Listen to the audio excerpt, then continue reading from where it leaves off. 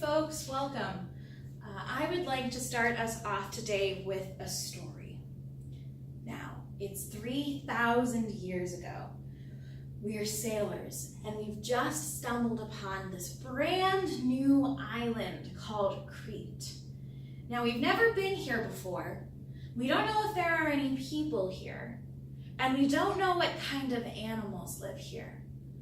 But we stumble upon the shore, and as we begin to walk on the strange new land, we see, off in the distance, something coming closer to us.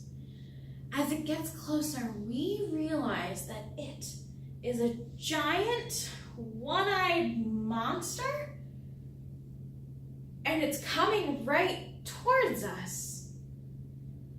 And I don't know about you, but I can't say I've ever been in that scenario before, so I'm not quite sure what my reaction would be. But I can tell you that the ancient Greeks had a pretty decent reaction to this.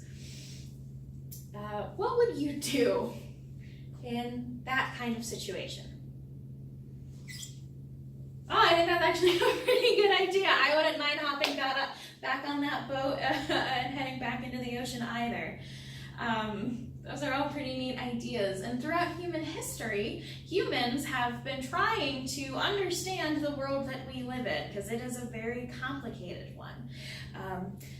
In order to do that, we are constantly discovering things that we don't understand, and we ask questions of those things to try to make them a little bit more normal to us. Now, over thousands and thousands of years, humans have developed a way of asking and answering these questions that have evolved from storytelling and mythology to what we now refer to as the scientific method. Hi, my name is Fiona. I am an Ancient and Classical Studies major here at Earlham. I'm also a Museum Studies minor, and I've been with the Joseph Moore Museum for just over a year.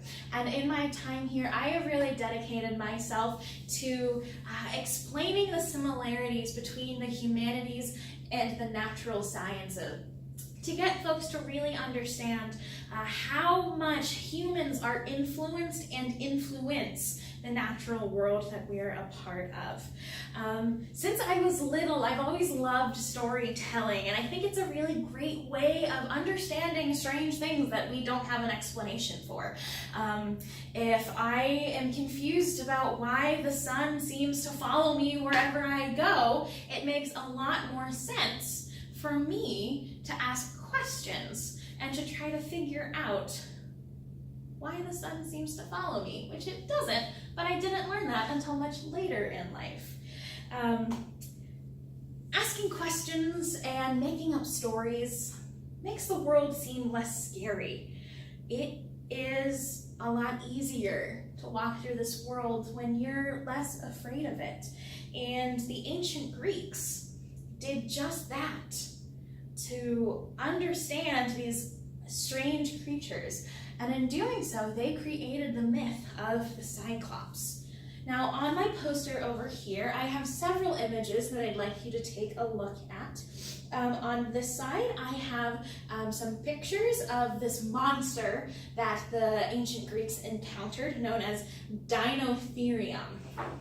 Now, Dinotherium is an ancient elephant ancestor that lived on the island of Crete and other places in Europe hundreds of millions of years ago, long before the ancient Greeks ever stepped foot on the island. And you can see that there are a number of similarities between modern elephants and Dinotherium, a couple noticeable differences, such as this shorter trunk and these tusks that, instead of sticking outwards, almost curve inwards like fangs. And those two things, the trunks and the fangs, might be why the Greeks depicted Cyclops the way they did. Now, looking at Dinotherium, there is a large hole in the center of the skull, and that's where the trunk would sit. But the ancient Greeks, having never seen an elephant before, using their knowledge of the world as they knew it, didn't know an animal that would naturally have a giant hole in the center of their head. And so they interpreted that to be an eye socket.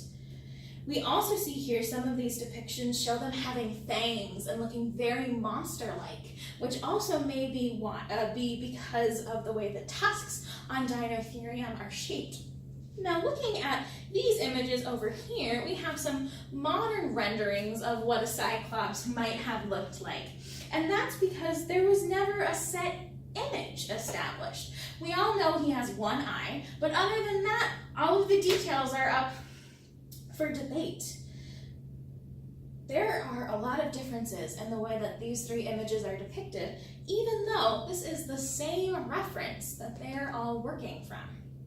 And by creating the story of the Cyclops, the ancient Greeks felt a lot more safe navigating their world, knowing that there was an explanation for these giant mysterious monster skulls that they found.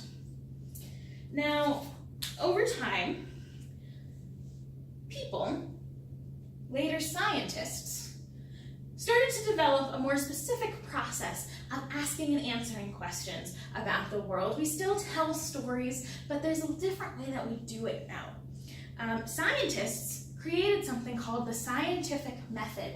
Has anyone ever heard of the scientific method before? Yeah, so can anyone name the steps of the scientific method? We ask questions, awesome. What else do we do? We make a hypothesis, perfect. What else? Then we test to figure out what our results are. So those are the three main parts of the scientific method. I have a nifty chart here highlighting it. Now there are a few more steps added onto this one, but that's okay. But the main points are that you create a hypothesis, which is what you think the answer is. And then after testing it a whole bunch, you have your theory. And a theory in science is the result, and it's the accepted result. So it's one that's been tested over and over and over and over and over again, and one that the rest of the scientific community agrees is correct. So there are no facts in science. Nothing is 100% accurate or real in science. But a theory is something that's pretty darn close to being 100% true. And that's important to understand. I'll leave this right here. Now, a great example of scientists using the scientific method is Demonolyx back here. So I'm going to have you move on over to take a look at our Demonolyx.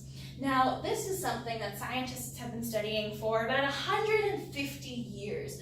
And when they first found Demonolyx in these Great Plains fields of Kansas and the Dakotas and Nebraska, one scientist thought that these were actually ancient plants and sponges. And that was the accepted theory for a really long time. However, another scientist wasn't quite happy with that theory, so he took a closer look at this figure here. Now, upon examining it, he noticed a couple noticeable features. What features do you think are really important about Demonolyx? Its shape. It's a really distinct corkscrew. What are these? That's a great question. So these are what intrigued him the most. And when he took a closer look at these little marks, he determined that these had to be teeth marks. So there was some animal going around scratching their teeth into these Demonolyxes. Now, at that point, he realized that this was a burrow of an animal. It's a hole dug to be a home for an animal. Well, and then the question became, what kind of animal is it? Now, what kind of animals today do we know about that use their teeth to dig or to cut down trees or to build their homes? Beavers! So by using his knowledge of the modern world, this scientist realized that an ancient beaver had made those teeth marks and had made these burrows. And that is when we discovered Paleocastor, which is an ancient species of beaver that lived and dug these burrows. And you can see just how they did it. Now, we've talked about two different ways of understanding this world. We can tell stories and create myths, and we can ask questions and use the scientific method. So now I want to give you the opportunity to test both of those things. So I have in front of me right here an echinoderm. Now I'm not going to tell you what it is because I want you to try to figure out what it is. Now, this is an object that humans have been encountering for hundreds of thousands of years, but this object is older than humans are. It's millions of years old. And when humans encountered it, they created a bunch of different stories explaining what this object is. Now, in order to figure out what it is, what kinds of questions should we ask of it? Yeah, we should ask where it came from, how old it is, what is it made out of? How can we test our hypothesis? How can we answer these questions? We can go to where we found them and look for other objects. We can run chemical tests to figure out how old it is or what material it's made out of. And then once we have this information, what can we do to create our theory? We can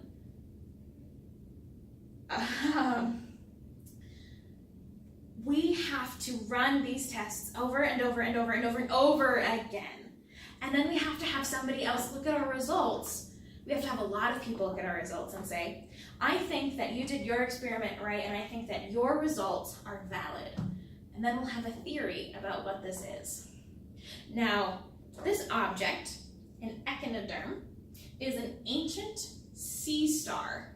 It's related to sea urchins and sand dollars, and humans have been using them for hundreds of thousands of years for a bunch of different purposes. They've had a bunch of different names and stories associated with them. So some people called them fairy loaves, and they believed that fairies had baked this bread and left it for them.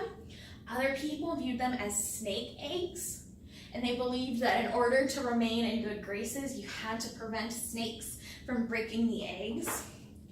Other humans believed that they brought good luck, and so they would incorporate them into their daily lives. Now, this is a tool made by humans hundreds of thousands of years ago, and in the center of this is an echinoderm. So they carved this tool out of a piece of rock that had an echinoderm in it because they thought it was so important that they had to have it in an object they used every day. So humans have been making stories and attributing value to unknown objects as long as we've been humans.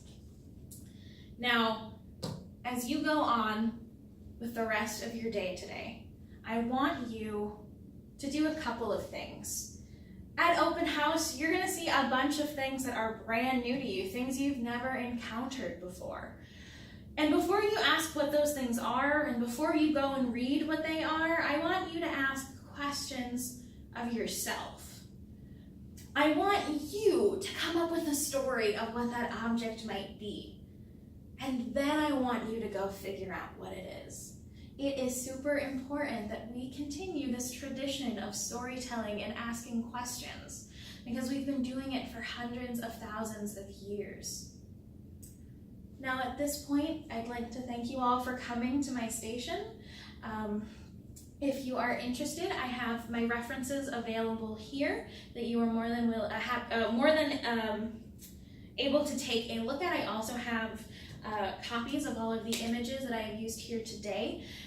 I also, for those of you who would like a little bit more practice in testing your storytelling capabilities, I have a worksheet here. You can try to figure out what a thunderstone is. As the group begins to leave, I am also happy to answer any questions that you have. So thank you so much for joining me today, and I hope you have a great rest of your day.